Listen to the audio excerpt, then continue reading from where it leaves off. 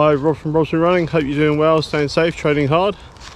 So welcome to our second video in the 3-part series of the review for the NNormal Tomir shoe. If you haven't checked out the first video that we did on that's straight out of the box comfort, then please do go and take a look at that, and then come back to this one. So today we are talking about midsole performance. So we're on a long run today on it's a Sunday, so we're doing 18 miles, and the midsole's going to get plenty of testing today. The weather's been horrendous. It was pouring when I started. Thankfully it stopped raining now, but obviously the forests and all of the footpaths are absolutely drenched and soaked. So not only is that midsole going to get a good testing, so is that grip on from that outsole as well. So but we're going to go and get cracking now on the run, and we'll talk more in a bit about how this shoe's performed.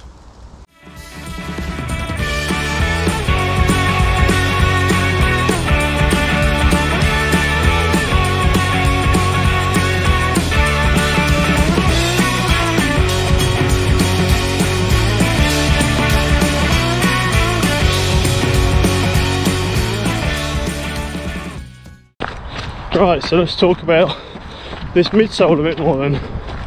So just to recap, this shoe is quite densely, the midsole's quite dense, so you can liken it to, I guess, some Innovate shoes. There's plenty of ground connection, and more importantly, there's no rock plate in this shoe. So yeah, and I'm usually not a fan of that, because you don't want any sharp stones coming through on the bottom of your foot. Makes you very uncomfortable,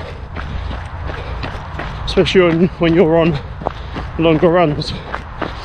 Obviously, where the ground feel comes into play and where it helps is when you're onto technical terrain. So there's plenty of that in the forest today.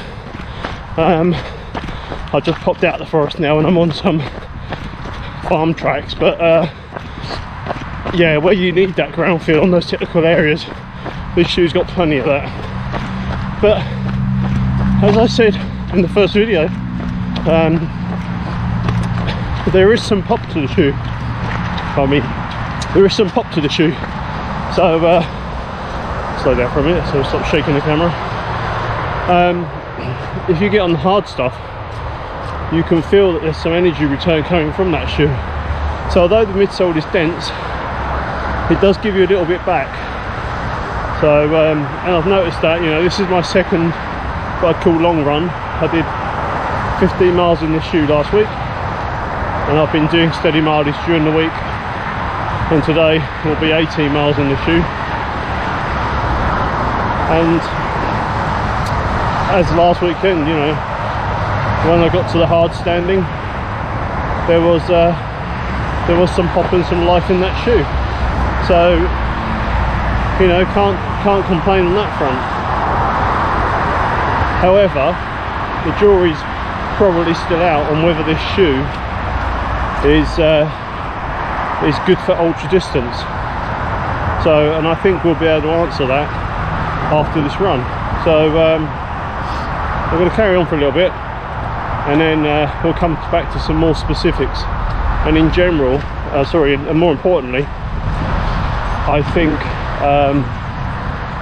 well, my thoughts, should I say, on why I think this shoe so far is working for me, when usually I'm not a fan of shoes that have a dense midsole. So I'm going to concentrate on here now, because I've just come to a slippery bit and I'm going to fall on my butt if I don't. So I'll speak to you in a bit. Right, so yeah, just a little bit more on that midsole then. So the lack of the rock plate, I think, is something I didn't notice to begin with. I've noticed it a bit more recently. So there's a few times where I've trodden on some sharp stones that, you know, I have felt a little bit, nothing painful, but you can feel them. Now if you're light on your feet, then that's probably not going to be too much of an issue for you. It's something I raised with the Topo Athletic Mountain Racer 2 shoe as well. Same kind of difference, but yeah, I would have preferred to see a rock plate in this shoe. It would have added to the weight of the shoe, but you know, it is what it is really. I think personally trail shoes are better with rock plates in them, but otherwise the performance of the midsole is actually pretty good. Like I say, if you are used to deeply cushioned midsoles, morning, if you're used to deeply cushioned midsoles like Hoka or myself, where I use the Saucony Exodus Ultra, both of those got quite deeply cushioned midsoles, and if you're on long runs, I think you generally need that. And that's my one thing with this shoe, is that, you know, how far can I run in it? Can I do an ultra in it? I think I'll be able to answer that at the end of this session today, and I'll update you on that when we get back home to the studio. But yeah, I must say that certainly for the shorter runs, it has been performing quite well. Yes, it's firmer, yes, it's denser, but, and maybe this is because of the way I run. I'm a heel striker or midfoot striker, and this shoe has a fair bit of cushioning under the heel. It's got cushioning under the whole foot, don't get me wrong, but if you're landing on your forefoot like most good runners do, then you're not going to feel so much of that cushioning. It's obviously thinner at the front, thinner at the front than it is at the back. So obviously there's more cushioning at the back, and I think because I strike with my heel and then roll off, obviously to toe off, this shoe is suiting me more than what I thought it would, and I'll try and catch that on the video before I finish, just how that insole reacts when you land on your heel and then when you land on your forefoot, and that might show, you know, a bit more what I mean and why I think this shoe is working okay for me. So but yeah, we'll talk more in depth about that right at the end of the run. I'm gonna crack on, get the miles in, because I'm 8 miles in, and I've been filming, so I've been slow, so I need to get a move on, but I'll catch up with you again soon. I'm sorry, but even the brilliant outsole Vigor Mega Grip cannot cope with that. The shoes are, well, brown, you know. That was hard going.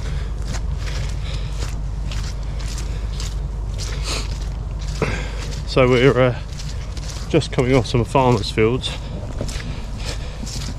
and coming up to about 12 miles, maybe just over now. So we're getting there, and yeah, the shoe's feeling good.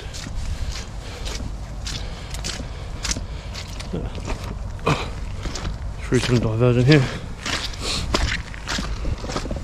and I must say I am liking it. It's performed well for me. Oh, angry dog.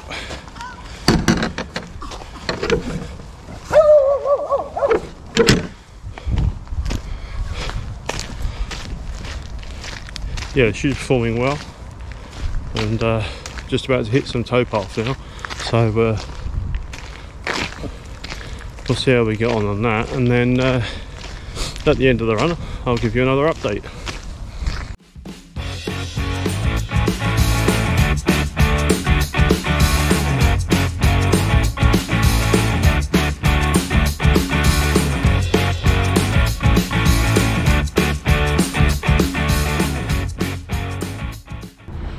Okay, we made it back.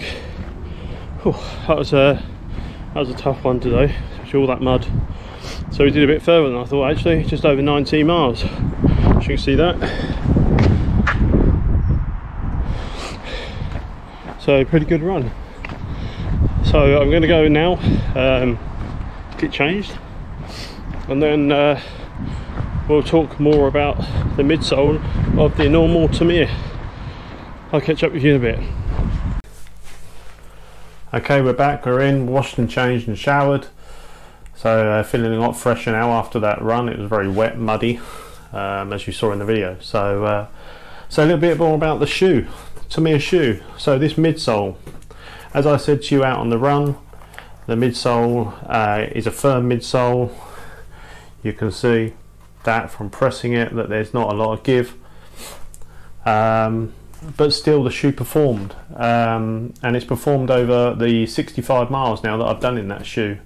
Especially when you, as I said, when you hit the tarmac, the shoe has a lot of pop, has a lot of return in it, and that's, yeah, and I can say I was happy with the performance of it. Yes, it is firm, so if you're not used to a firm shoe, then you might have you might struggle with that. But if you are used to running in shoes with more ground feel, like some of the Innovate shoes, or maybe some of the Salomon shoes, like Spree Cross, things like that, where they are firmer and they are meant for basically going fast, then this shoe might just do it for you. So let's just remind ourselves of the specs of this midsole. So it's a lightweight EVA midsole. It says an 8mm drop, 31mm at the back and 23 at the front. So I was saying about on that video, before I came in, I'm not used to running in firm shoes, and they don't usually work for me. As I said when I reviewed the Topo Athletic Mountain Racer 2, I struggled with that midsole. Again, that shoe had pop on the when you were running on the hard standing, but I found it over miles and miles and miles that I struggled with that shoe to run much over 15, maybe, you know, anything up to 20 miles. It was fine up to 15. Over that, I was starting to, you know, I was starting to feel it a little bit, and maybe that's just because of the way I run. I'm heavier on my feet, you know, I'm not slender, I'm not built like a stick. I do strike with my heel on my midfoot, and I'm thinking maybe that just didn't, that shoe just didn't work for me. I do use that shoe a lot still. I use it for shorter runs, use it for hill repeats and things like that, especially on muddy days. It's really good grip because, again, it's Vibram Mega Grip. But yeah, I had problems with that shoe, and that Topo Mountain Athletic shoe also didn't have a rock plate, and that was one of my complaints when I did the review on that shoe. And that's similar with this shoe. This shoe doesn't have a rock plate. Now, you don't feel all the stones because of the density of that midsole, but I did feel a few. So it's just something to think about. You know, I am not a fan of trail running shoes generally that don't have a rock plate in them. I think it's a mistake not to put one in. Yes, it's a weight saving measure, but when you're running over rugged technical terrain, rocky terrain, as Killian does, he runs in the mountains with these and his Kjerag shoe, you know, you do feel the stones a little bit. Now he's a lot lighter on his feet than what I am, so maybe that's the difference there. But I will say that I got on with the shoe, as I mentioned in the video, a lot better than I thought I would, and I think that's because of that 8mm drop. With the Mountain Athletic, Topo Mountain Athletic only had a 4mm drop, so there was not as much cushion in it under the heel, and as I strike with the heel, you can see all of that cushioning is taking a lot of the impact, and because it's so deep under the heel, I think that's the reason I'm getting on with this shoe. You know, yes, it's not the most forgiving. As I say, you can push it, and there's some softness there, but it's not the most forgiving of the shoes. However, when you hit that and then roll off to toe off, I'm finding that that's taken the impact still quite well, and yeah, it's performed better than I thought it would actually.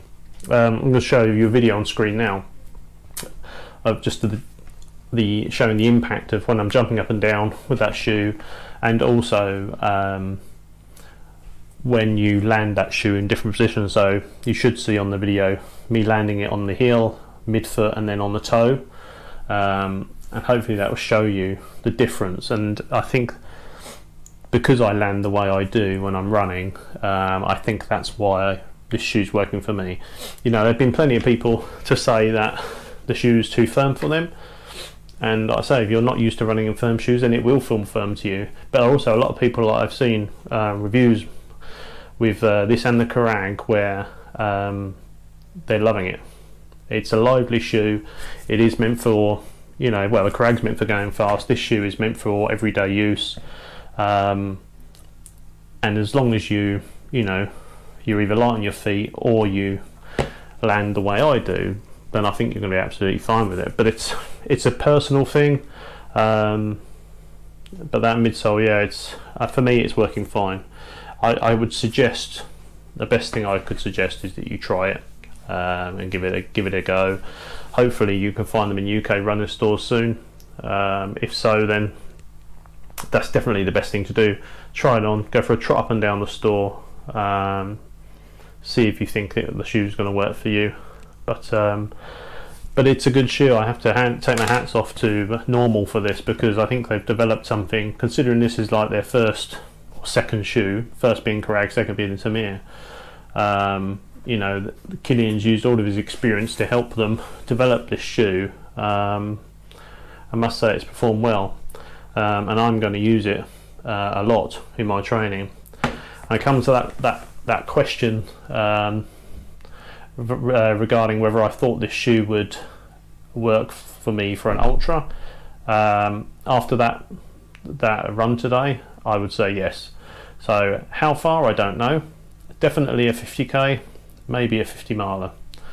I don't think I would do 100k or 100 miles in it. I think I definitely need a softer shoe, and I would probably go back to the Saucony Exodus Ultra for that, because that shoe is just ultimate comfort. But I must say this shoe is comfortable, and I found it to be a joy. And so the next video we'll do on this is around durability. But this shoe's done 65 miles and there is not an ounce of wear on that outsole, just none. So I expect the durability review to be incredibly good. I mean, this shoe has held up. I mean, yes, it's filthy and it's been washed, and it still looks filthy. You know, I maintain that the colour is not good for this country, particularly in the winter running. You do need something black, preferably, or multicoloured, or something to hide some of that dirt. A white outer, a white upper is definitely not the way to go for trail running in this country.